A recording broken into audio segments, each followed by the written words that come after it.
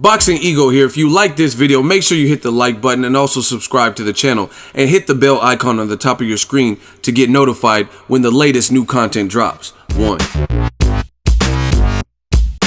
Vasiliy Lomachenko promoter Bob Arum of Top Rank says Mikey Garcia will probably quit versus Lomachenko if they were to fight. Stay tuned.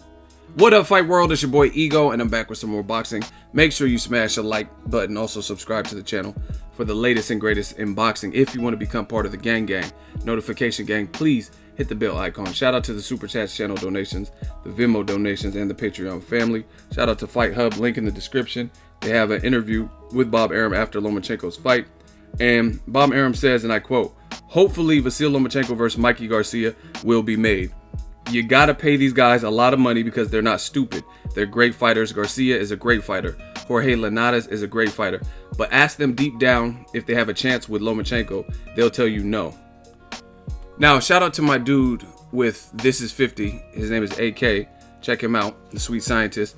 He asked Bob Arum, he said, okay, if they're saying Lomachenko's pound for pound the best and, comparable to Muhammad Ali and Floyd and stuff, how far can he push it? Would he be willing to fight like a Crawford at a 140 before he moves up, stuff like that? And then you see on tape, Bob Arum doesn't really talk about Crawford and kind of avoids the question, in my opinion.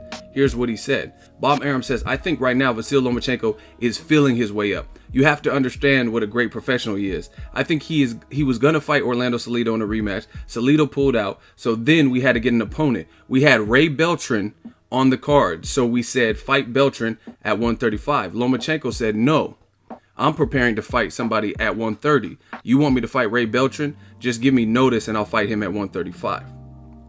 Bob Arum continues, "You're not dealing with a regular fighter here. You're dealing with a guy who's almost like a scientist when it comes to boxing." And they asked him again about Mikey Garcia. Bob Arum says, "Mikey Garcia is an excellent fighter. He'll hang with Lomachenko until he's ready to get knocked out. Then he'll probably quit." Listen, my thoughts are very simple. I told you in 2018, we got a new mantra, a new motto. Let's see it. That's it. Let's see it. If Bob Arum is comfortable with his chess piece, Lomachenko's called for the fight. They've said they want to move up to 35 anyway, right? The bigger challenges most people would probably say for Lomachenko would be at 35, and this would help to at least substantiate the claims of his pay-per-view placement. Some people, in my opinion, prematurely have him at number one, but at least if you start beating top guys in another division, that'll be a third weight class, and you can start making your case a lot better than beating, Machado would be a good fight, like in terms of a unification, but very new champion, you know what I'm saying? So you would actually get more credit beating Robert Easter, even Ray Beltran, as Bob Arum talked about, Mikey Garcia, Jorge Linares, clearly, because they have a lot of momentum, a lot of veteran experience, power, size advantage, whatever, etc. I said this for a while. It's not even really Lomachenko, but based on his team and the people promoting him, they're putting a lot of pressure on him. You know what I mean? Saying he's better than Hagler, Hearns, Sugar Ray, Floyd, Pacquiao, Duran, the best fighter since Ali, better than Ali. You know what I'm saying? That's a lot of pressure. You know what I mean? Because you have to live up to that. And to hear Bob Arum out of his own mouth say, hey, he was going to fight Salido. The fight fell apart. Salido pulled out. We offered him Ray Beltran, who was already fighting on the card. And Lomachenko says, no, I'm preparing for a fighter at 130. If you want me to fight Beltran, give me some time. Give me notice. So to me, that shows that Lomachenko understands that 135 has its own inherent dangers, because keep it all the way funky, Terrence Crawford beat Beltran at 135, and he has other losses, some of them disputable, like the Ricky Burns. I thought he beat Ricky Burns, he broke his jaw, but as it sits on his record, he has losses, and Terrence Crawford is one of the losses. So, you know what I mean, those are risks that maybe a Lomachenko could have taken. Salido fell apart. Ray Beltran, I'm not saying he fights exactly like Orlando Salido, but he definitely has cracks. He's Mexican, and he's gritty, and he's tough, you know what I mean? I think he's been stopped before, but it was more so earlier in his career. But since he sparred with Pacquiao, he's fought with Terrence Crawford, Ricky Burns, Sharif Bogaray, and he has some good momentum. He has a lot of knockouts in his last 4 or 5 fights. You know what I mean? So that could even be a good fight. to test the waters at 135. You know what I mean? But this whole Mikey Garcia, let's say Mikey Garcia, I'm favoring him to beat Sergey Lipinets at 140.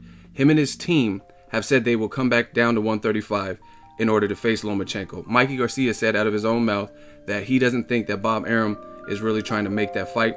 He says they can make me an offer, but they're probably not going to offer me something good so I can make them an offer, right? And that's what it seems like it's going to boil down to, because Lomachenko, you look at his best names, from Gary Russell, Nicholas Walters, and Rigondeaux, none of those guys got paid $1 million, except for maybe Lomachenko. I'm talking about the opponents, though. Nicholas Walters got $300,000, right? You have to understand this. Nicholas Walters was in negotiation, just hear me out, in negotiations to fight in the summertime with Lomachenko. They offered $550 for him, and I think they're offering Lomachenko about $850,000. Nicholas Walters like, we understand that Lomachenko's a great fighter, so we're looking to get more than $550. And the fight broke up because of money. They said, we don't have nothing else to give you, so it is what it is. Fight fell apart in the summertime. Bob Arum and Top Rank starved Nicholas Walters out of another fight. They didn't give him anything. So when they came back, he was willing to take less money, substantially less than he got in the first negotiation. So that shows a level of desperation. You know what I mean? If you apply for a job and they say, hey, we'll give you $15 an hour, and you say, nah, I'm cool, and you guys can't agree, so they don't hire you. And then the Christmas season comes, and then they said, hey, do you still need a job? We'll offer you $9, and then you take it. Then that shows that you were probably more desperate, because how could you months before pass it up, but then not get any job in between, and then now maybe you're willing to take $9, whereas before it was $15 or bust. You know what I mean? And to add to my point, they offered $550 to Nicholas Walters as far as the actual purse. Lomachenko was like, hey, I'm so confident I could beat you, Walters. I'll give you $300,000 of my money if you win as a bonus, which is, you know what I mean, kind of hinky, because you have to rely on someone to put that in the contract, or, you know what I mean? It doesn't mean that, like Kovalev and Jean Pascal had a side bet like that. And it was supposed to go, the winner of the fight in the rematch was supposed to give $100,000 to charity. I talked to Kovalev, and he says Pascal never paid him. So that's kind of, you know what I mean, janky. But nonetheless, Walters ended up getting the same amount of side bet money, the same amount of a bonus that Lomachenko was offering him when he initially turned down $550. So he turned down $550 plus this $300,000 winner's bonus, right? From Lomachenko. He said, I'll take out of my pot $300,000, and he ended up fighting for what Lomachenko was offering for just the bonus. So that goes to show you he was starved out of a fight. This is, again, something that I've seen Top Rank do. You know what I mean? So I just feel like Lomachenko is a very good fighter. He's talented, but we got to see him in there with people that are going to make it interesting. I think they waited so long with the Salido fight. Salido's getting stopped by other people. He's been through several wars. He fought Rocky Martinez again. He fought Francisco Vargas. He just lost to Mickey Roman.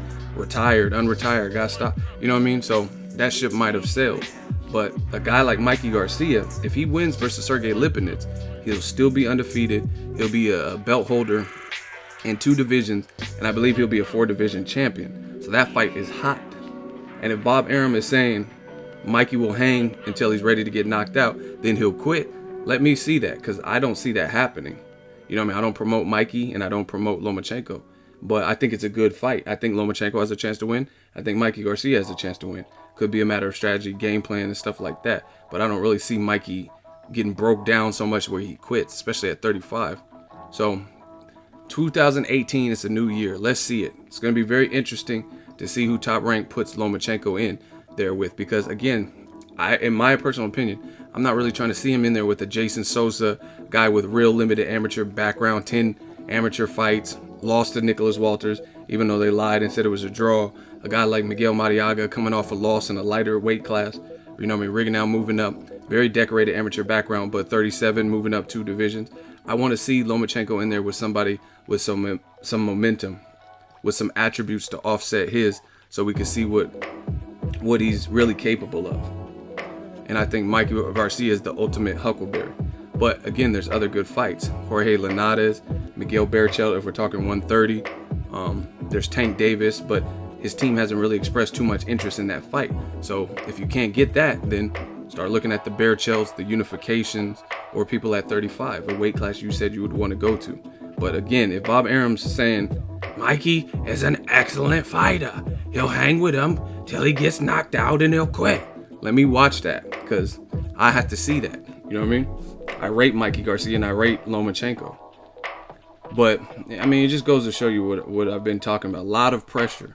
If Lomachenko is #1 pound for pound, you need more than a month and a half to prepare for Ray Beltran, a guy that Terrence Crawford beat. You know what I'm saying? Just because it's in a new weight class. I mean, that's your discretion, but those are the types of risks that you'll get bumped up quicker in terms of the assembly line. Like Andre Ward, he took a huge risk.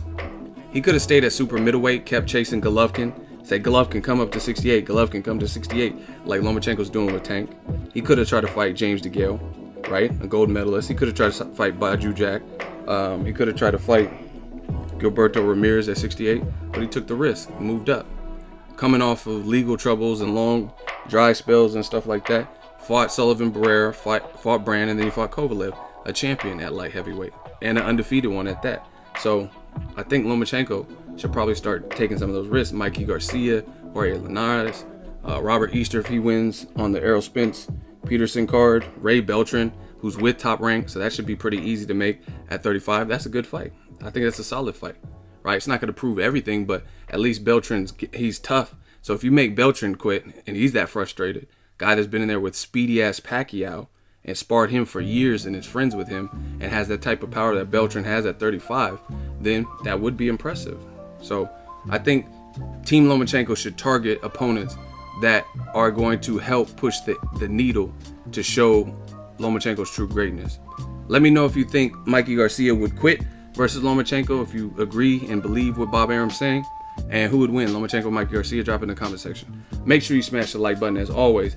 Hate, comment, and subscribe. Till next video is Ego signing off. So if you enjoyed this video and want more content like this on the channel, you can show your appreciation by going to the PayPal donate button or the YouTube support button, and you can donate any amount that you feel is equivalent to the value of this video. Much more to come. Thank you guys for your support. Boxing Ego, the future of boxing.